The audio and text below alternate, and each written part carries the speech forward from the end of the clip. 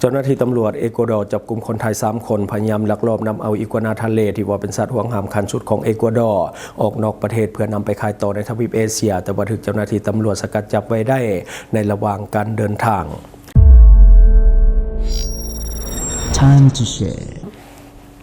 สวัสดีท่านผู้ชมกลับมาพบกับรายการ Time to Share สำหรับหัวข้อข่าวที่เราอยากจะนำเสนอในวันนี้ก็คือเกี่ยวข้องกับคนไทย3 คนที่ว่าไปถูกจับที่เอกวาดอร์เจ้าหน้าที่ตำรวจของเอกวาดอร์จับกลุ่มคนไทย3 คนพยายามลักลอบนำเอาอีกัวนาทะเลที่ว่าเป็นสัตว์ห่วงห้ามขั้นสุดของเอกวาดอร์ออกนอกประเทศเพื่อนำไปขายต่อในทวีปเอเชียแต่ว่าถูกเจ้าหน้าที่ตำรวจสกัดจับไว้ได้ในระหว่างการขนส่งและการเดินทางสำนักข่าว AFP รายงานว่ากระทรวงพลังงานและสิ่งแวดล้อมของประเทศเอกวาดอร์ได้แถลงการในวันพุธที่20 พฤษภาคม 2026 ที่ผ่านมานี้ว่าเจ้าหน้าที่ตำรวจเอกวาดอร์ได้ทำการจับกุมชายชาวไทยจำนวน3 คนที่ต้องสงสัยว่าลักลอบฆ่าอีกัวนาหายากจำนวน12 ตัว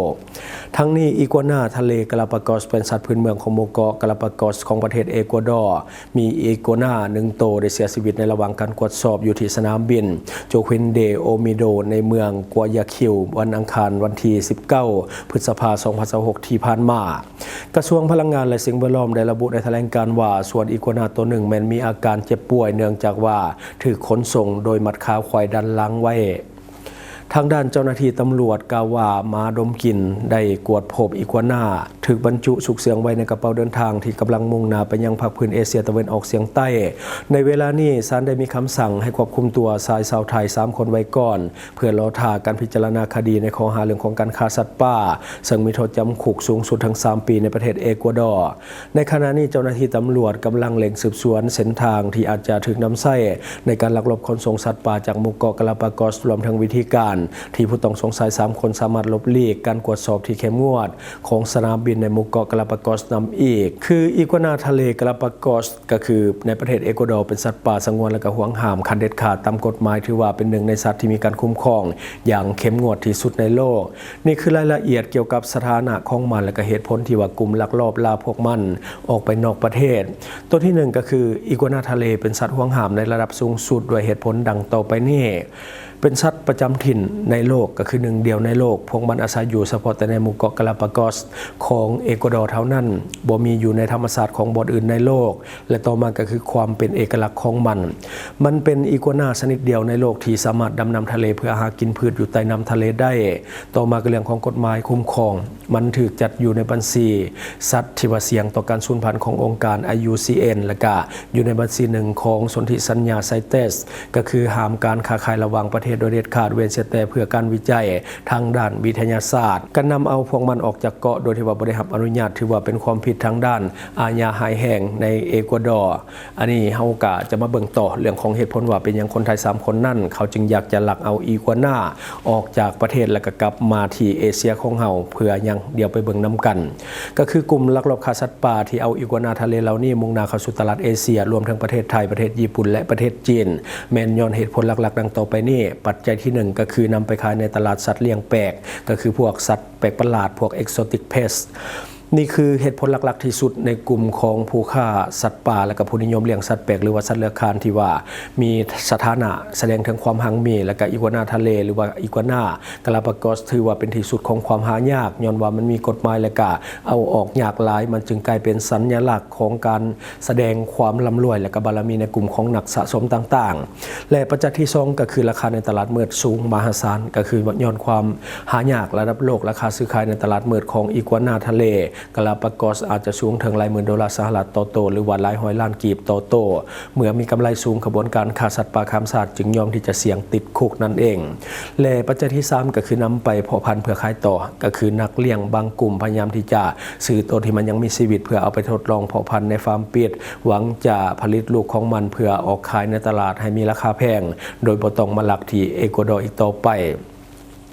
น่าเสียดายที่อีกัวนาทะเลเหล่านี้มีระบบย่อยอาหารและการดำรงชีวิตที่อ่อนไหวหลายก็คือกินเฉพาะแต่พืชทะเลบางชนิดที่เกาะกาลาปากอสเท่านั้นเมื่อถูกลักลอบมัดคายัดใส่กระเป๋าเดินทางและก็เดินทางไกลพวกมันส่วนใหญ่จึงจะมักป่วยหรือว่าตายในระหว่างการเดินทางนั่นเองดังที่ปรากฏในเนื้อข่าวดันถึงก็คือกันเนาะอันนี้ก็คือเรื่องผู้ชายไทย3 คนที่ว่าไปลักลอบเอาพวกอีกัวนาทะเลหรือว่าอีกัวนา กาลาปากอสที่ว่ามีแห่งเดียวในโลกก็คือประเทศเอกวาดอร์หวังจะเอามาในทวีปเอเชียเพื่อ พื่อที่จะปล่อยเข้าตลาดมืดและก็ได้ราคาที่สูงนอกจากคือสร้างกำไรมหาศาลให้กับตนเองแต่ว่าสุดท้ายไปบลอดเพราะว่าถึกมาตำรวจโนไปดมกลิ่นว่ามีสัตว์หรือว่ามีอีกัวนาอยู่ด้านในก็เลยว่าถึกกวดแล้วก็ถึกจับกุมในที่สุดและที่สำคัญโทษในเอกวาดอร์สูงสุดก็คือ3 ปีเนาะคือเขาเจ้ามีมาตรการเข้มงวดเรื่องของการสงวนสัตว์ป่า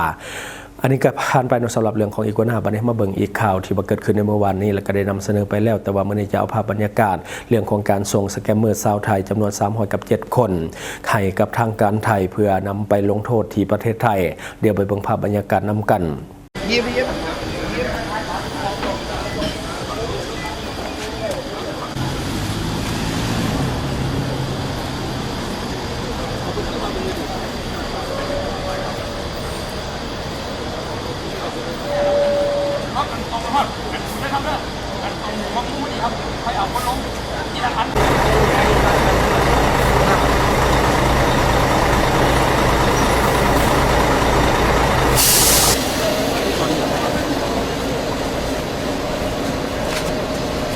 ถอดแมสครับถอดแมสเลยแมสออกแล้วครับแมสไหนออกลงกันเลยถอดแมสออกเลยแมสให้ตรวจสิไป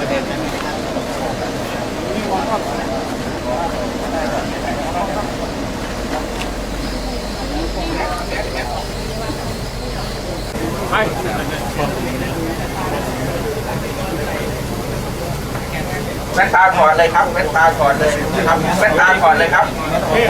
แว่นตาถอดนี่มันก็นิ่งๆมองกล้องครับ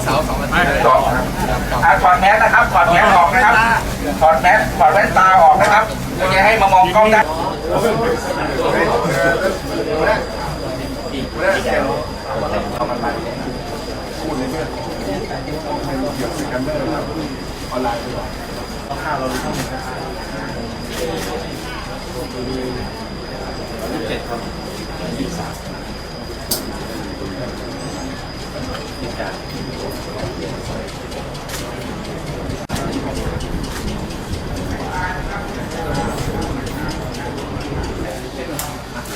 ไม่ต้องใช้ไมค์ดีกว่าเดี๋ยวคนนอกหนู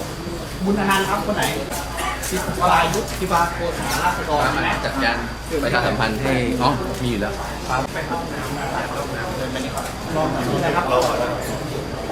สุพิเดชน้ำตรงไร91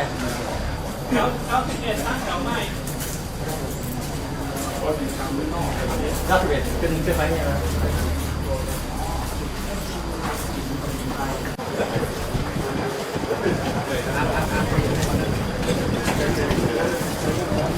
และที่ผ่านไปก็คือภาพบรรยากาศในการขนส่งหรือว่าการส่งมอบตัวสแกมเมอร์ชาวไทยที่จับได้ในสปป.ลาวจำนวน307 คนเพื่อให้กับส่งให้กับทางการไทยเพื่อไปรับโทษในประเทศไทยอันนี้คือเรื่องราวที่ว่าเฮาเก็บมาเล่าสู่ฟังหวังว่าท่านจะได้รับสาระดีๆสำหรับท่านที่ว่าเบิ่งรายการเฮาอยู่คิดเห็นจะได้กับสิ่งที่มานำเสนอไปก็อย่าลืมฝากไว้ภายใต้คอมเมนต์ของเฮาและข้าพเจ้าจะเข้าไปอ่านด้วยตนเองขอขอบใจช่องทางที่คุณสามารถรับชมข่าวสารจาก Time to Share Studio Fanpage Time to Share Laos YouTube Time to Share TikTok Time to Share Laos Facebook สิงห์ดาราสายลิน